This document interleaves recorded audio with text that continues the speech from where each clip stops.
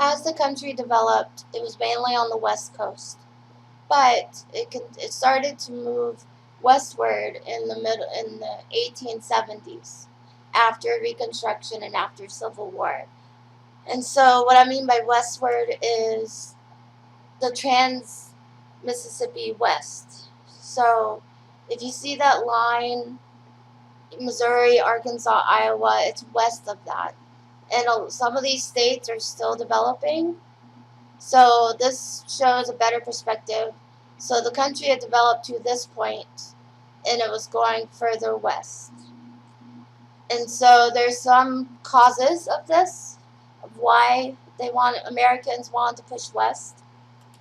First was manifest destiny, and it was a belief that the United States had a God-given right to aggressively spread the values of white civilization and expand the nation from ocean to ocean.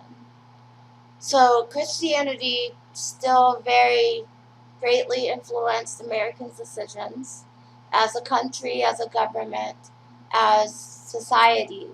So they believed that God believed that the Americans, it was a God-given right to move west, and whatever was in its way, they were going to aggressively push it out. And in that case, that is the Native Americans. So if we look at this image, it's called American Progress by John Gast, and it shows modernization of the New West. So you can see telephone poles, you can see the trains, you can see carriages and movement. Columbia is the image, is the main figure, and she represents the U.S. leading civilization westward.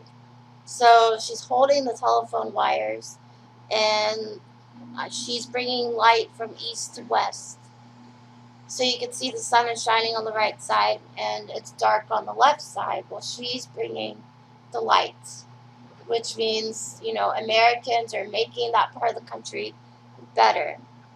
So, and she's also holding a book for knowledge. So this shows it was kind of a chance to start over for Americans. Social mobility, if they felt like they couldn't reach the upper class, then they felt if they could start over in the West, they could own a business and they could have more control over their lives.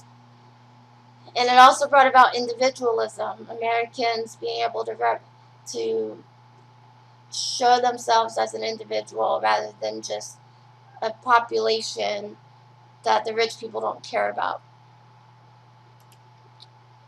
Technology brought about change and helped expansion progress.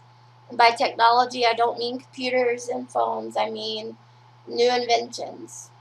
So, the first transcontinental railroad is a picture here, and it shows the ceremony for the driving of the Golden Spike.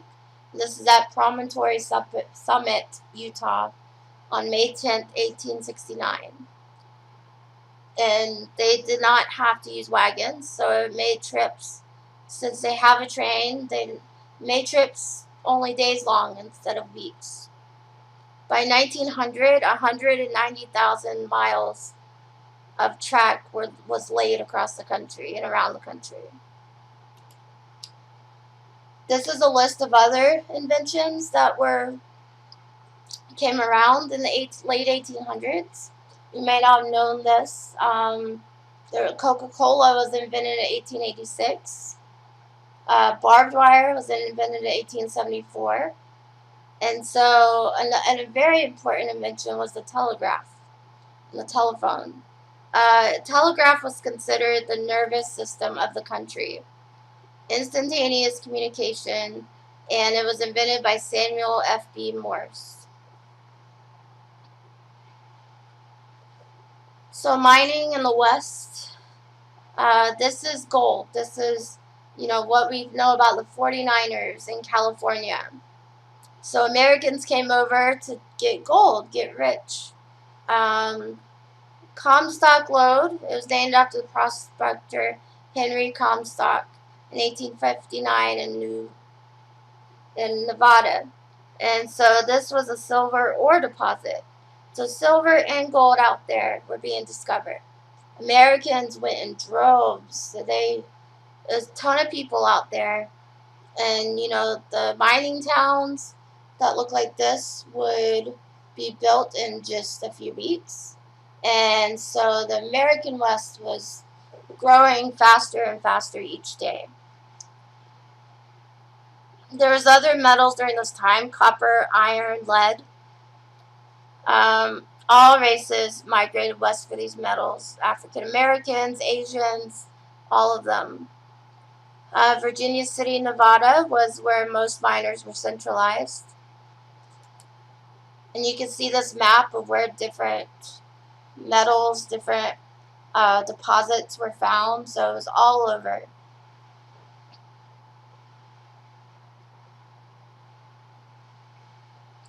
The government also made it easier for citizens to move west.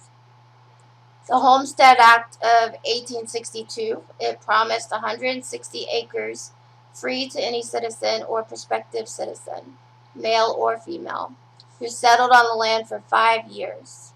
So you had to be 21 years old or the head of a household, and you had to have never taken up arms against the U.S. government. So you could not have been part of the Confederacy. That was a big blow to the South. It was mainly Northerners and people in the Midwest that were able to go and get this free land, as long as you met the requirements of settling for 5 years and growing it. And so one big thing is it did not count the cost of resources.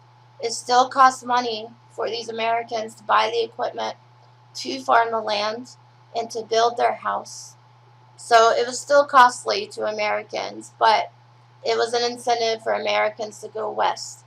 The government wanted this because of overpopulation in the East, to stimulate the economy, the American economy.